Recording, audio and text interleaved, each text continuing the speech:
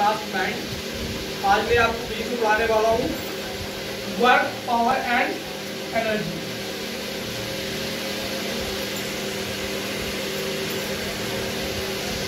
सबसे पहले बात करेंगे हम लोग वर्क की बात करेंगे, ठीक है।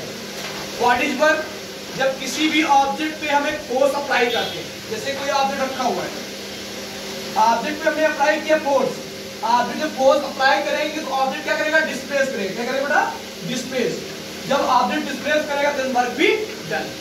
मैंने किसी भी ऑब्जेक्ट पे फोर्स अप्लाई किया, ऑब्जेक्ट क्या हो गया? डिस्प्लेस। उसने अपनी पोजीशन चेंज कर दी। अगर पोजीशन चेंज नहीं करता तो वर्क नहीं होता, वर्क आपका क्या होता? जीरो। जैसे मैं वॉल पे फोर्स लगा रहा हूं, वॉल पे डिस्प्लेस हो रही, वॉल डिस्प्लेस नहीं हो रही, वर्क क्या हो गया? जीरो। लेकिन मैंने इस ऑब्जेक्ट पे फोर्स अप्लाई किया और ये ऑब्जेक्ट डी डिस्टेंस तक पहुंच गया, यानी अपनी इनिशियल पोजीशन ए से फाइनल पोजीशन बी पे पहुंच गया, यानी यहाँ पे क्या हो गया? डिस्प्लेसमेंट। क्या हो गया? देन वर्क भी डन। तो समझ में आया what is work? When we applied an external force, then object be displaced या object change its position, object अपनी पोजीशन चेंज कर देता है, उसको हम लोग क्या बोलते हैं? वर्क। क्या बोलते हैं बेटा? वर्क इक्वल टू होता है बेटा फोर्स इनटू डिस्प्लेसमेंट। वर्क को हम डिनोट करते हैं W से, फोर्स डिनोट करते हैं बेटा F से, डिस्प्लेसमेंट डिनोट करते हैं D से। तो work equal to force into displacement आ गया। वर्क की जो यूनिट होती है एसआई यूनिट बेटा, कौन सी यूनिट? एसआई यूनिट वो होती है आपकी जूल। क्या होती है? जूल। तो वर्क की एसआई यूनिट होती है जूल। What is work? मैंने बता दिया, जब कोई भी हम एक्सटर्नल फोर्स किसी बॉडी पे अप्लाई करते हैं, वो बॉडी अपनी पोजीशन अगर चेंज कर देती है तो आपका वर्क क्या होता है? डन हो जाता है, ठीक है। अब टाइप्स ऑफ वर्क की बात करेंगे। वर्क जो होता है आपका 3 टाइप का, positive work, negative work and zero work. What is positive work? Positive work बेटा क्या होता है? जरा ध्यान देखिएगा, मैंने बताया आपका जो वर्क होता है 3 टाइप का होता है, positive, negative and third is zero. What is positive work? मैंने एक ऑब्जेक्ट पे फोर्स अप्लाई किया और जिस डायरेक्शन में हमने फोर्स अप्लाई किया, मैंने किस डायरेक्शन में फोर्स अप्लाई किया, ये ऑब्जेक्ट इसी डायरेक्शन में क्या हो गया? डिस्प्लेस हो गया। इस बोर्ड पे मैंने फोर्स लगाया, उसी डायरेक्शन में, जिस डायरेक्शन में फोर्स लगाया उसी डायरेक्शन में डिस्प्लेस हुआ, तो आपका वर्क कैसा होगा? पॉजिटिव। क्या हो गया? जिस डायरेक्शन में फोर्स अप्लाई किया ऑब्जेक्ट उसी डायरेक्शन में क्या हो रहा है? डिस्प्लेस हो रहा है, देन वर्क भी पॉजिटिव, ठीक। आपका नेगेटिव वर्क बताते हैं। नेगेटिव वर्क ध्यान सुनना, जैसे ये ऑब्जेक्ट इधर की ओर मूव कर रहा है तो हम इधर एक फोर्स अप्लाई कर रहे हैं, अपोजिट फोर्स, बट ये मूव इधर ही कर रहा है, फोर्स की डायरेक्शन अपोजिट है, वर्क क्या होगा? आपका नेगेटिव। जैसे आपका फ्रिक्शन फोर्स हो गया, क्या हो गया? बाइक में ब्रेक अप्लाई करते हैं, फोर्स लगाने के बाद बाइक अपनी लपकते हुए जाती ना, फ्रिक्शन फोर्स तो इधर लगता है ना, बाइक इधर जा रही आगे की ओर, यानी फोर्स की डायरेक्शन अपोजिट है और डिस्प्लेसमेंट किधर होगा? इधर की ओर, यानी वर्क क्या होगा? नेगेटिव। समझ में आया? अगर अपोजिट डायरेक्शन में, फोर्स के अपोजिट डायरेक्शन में डिस्प्लेसमेंट हो रहा है तो वर्क क्या होगा? नेगेटिव। क्या होगा बेटा? नेगेटिव, ठीक है। वर्क पॉजिटिव बताओ हो गया, नेगेटिव बताओ। अब जीरो वर्क बात करते हैं। मैंने किसी भी बॉडी पे फोर्स अप्लाई किया, मैंने किसी भी बॉडी पे फोर्स अप्लाई किया, जब फोर्स अप्लाई किया तो वो बॉडी डिस्प्लेस नहीं हुई। क्या नहीं हुई? डिस्प्लेस, यानी वर्क क्या हो गया? जीरो। जैसे मैंने इस वॉल पे फोर्स लगाया, किसमें लगाया? वॉल। जब इस वॉल पे फोर्स लगाने के बाद डिस्प्लेस हो रही नहीं हो रही ना, हमने फोर्स तो लगाया लेकिन डिस्प्लेसमेंट क्या हो गया? जीरो। वर्क इक्वल टू क्या होता है? Force into displacement. Work equal to force तो लगाया मैंने, डिस्प्लेसमेंट क्या है? जीरो। तो वर्क क्या हो गया?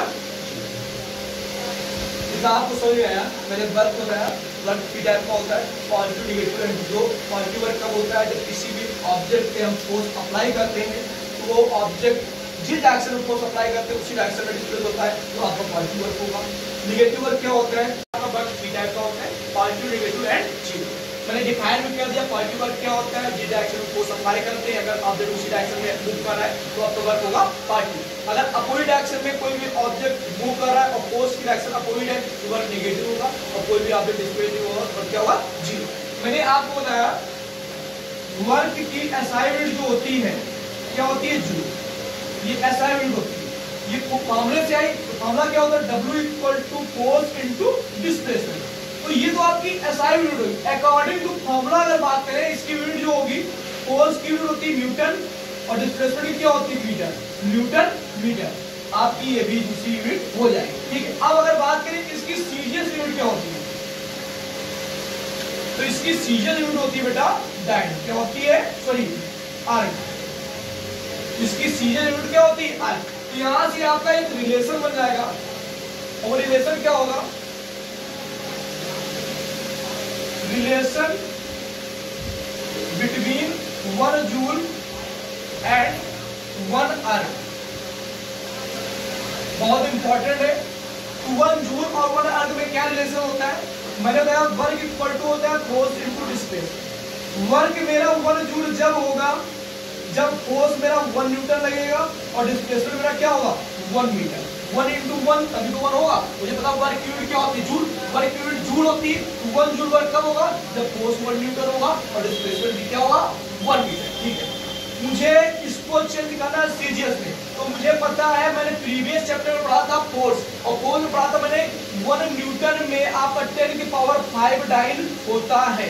1 यानी 1 न्यूटन में 10 की पावर 5 डाइन होता है। 1 जूल इक्वल टू 1 न्यूटन 10 की पावर 5 डाइन। 1 सेंटीमीटर में, सॉरी 1 मीटर में 100 सेंटीमीटर।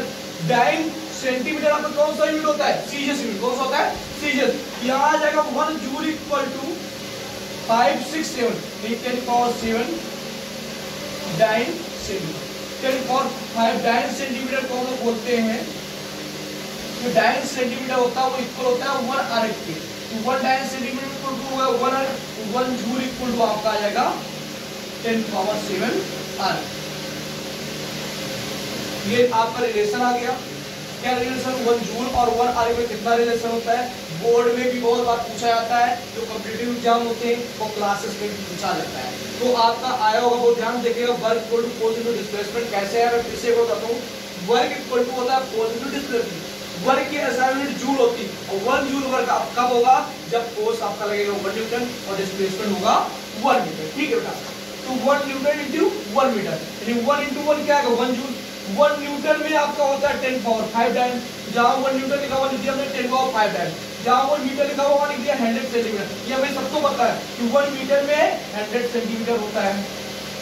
ठीक बेटा, 5 6 7 पावर 0 है अपने 10 पावर 5, एक जीरो ये, एक जीरो 2 जीरो और बढ़ गए तो 10 पावर क्या होगा 7 डाइन सेंटीमीटर, और 1 डाइन सेंटीमीटर में 1 अर्क होता है।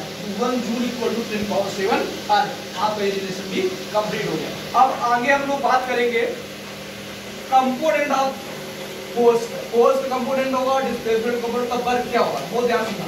जैसे एक ये आपका इंक्लाइन प्लेन था, यहाँ पे थीटा एंगल बना रहा था, ये इंक्लाइन। जैसे आपने जीना देखा होगा, जीना देखा है, तो जीने में ये कोई एक ऑब्जेक्ट रखा हुआ था और इस पे हमने एक फोर्स लगा दिया। क्या लगा दिया, फोर्स।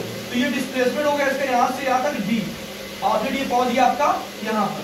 तो यहाँ पे डी जो डिस्प्लेसमेंट है, इसके 2 कंपोनेंट होंगे। क्या होंगे, तो हम जिसके साथ एंगल बनता है वो आपका होता है हॉरिजॉन्टल कंपोनेंट। क्या होता है, हॉरिजॉन्टल। तो ये डी है, तो ये हॉरिजॉन्टल कंपोनेंट क्या है, डी कॉस थीटा। ये आप अभी जब क्लास 10 में आएंगे तब इसके बारे में पता चलेगा, लेकिन मैं आज इसकी जो वैल्यूज होती है वो सारी मैं बता दूंगा। और जो वर्टिकल कंपोनेंट है वो इस प्रकार होता है, वो होता है डी साइन थीटा। खैर मुझे वर्टिकल से कोई मतलब है नहीं। ऑब्जेक्ट मेरा कैसे जा रहा है, हॉरिजॉन्टल में, तो हॉरिजॉन्टल में डिस्प्लेसमेंट कितना हो रहा है, डी कॉस थीटा। फोर्स आपका एफ लग रहा है, तो वर्क इक्वल टू क्या आएगा आपका, फोर्स इनटू डिस्प्लेसमेंट। तो डब्ल्यू इक्वल टू आएगा एफ डी कॉस थीटा। ये आपका किसका है, वर्क का फॉर्मूला। अब वर्क जो होगा डिपेंड करेगा कॉस थीटा पे। तो कॉस की वैल्यूज आपको मैं बता दे रहा हूं। कॉस थीटा, थीटा आपका यहाँ पे होता है एंगल, और ये डिपेंड करेगा एंगल पे। अगर आपका एंगल 0 होता है, कॉस 0, और कॉस 0 की वैल्यू क्या होती है 1। कॉस 30 की वैल्यू होती है आपकी √3/2। कॉस 45 की वैल्यू होती है आपकी 1/√2, और कॉस 60 की वैल्यू आपकी होती है 1/2, और cos 90 की वैल्यू होती है आपकी 0। तो ये वैल्यूज आपको याद करनी पड़ेंगी, मैंने लिख दी, आप टेबल बना लेंगे। तो अब ध्यान सुनना, आपका वर्क मैक्सिमम कब होगा, जब हम हॉरिजॉन्टल में किसी भी ऑब्जेक्ट पे फोर्स अप्लाई कर रहे होंगे। तो आपका एंगल थीटा इक्वल टू क्या होगा 0, क्योंकि cos 0 की वैल्यू ही मैक्सिमम है। बाकी सारी वैल्यू जो होंगी आपकी 1 से लेस देन होंगी। तो वर्क मैक्सिमम कब होगा, जब थीटा की वैल्यू क्या होगी 0। तो W equal to F D cos 0, और cos 0 की वैल्यू क्या होती है 1। तो W इक्वल क्या आएगा एफ। ये वर्क आपका क्या होगा, मैक्सिमम। ठीक है, अब बात अभी हमने की थी कि वर्क आपका 0 कब होता है, तो मैंने बताया था इस पे फोर्स लगा रहे वाल पे, और वाल पे जो फोर्स लग रहा है कैसा लग रहा है, परपेंडिकुलर लग रहा है, यानी थीटा कितना हो गया 90 degree. W equal to F into D cos 90 cos 90 क्या होता है 0, W equal to F into D into 0, तो W इक्वल क्या है 0। ये आपको क्या हो गया, ये आपका टॉपिक वर्क में मैंने आज ओनली वर्क की बात की है। कल मैं बात करूंगा power, then after. Thank you class.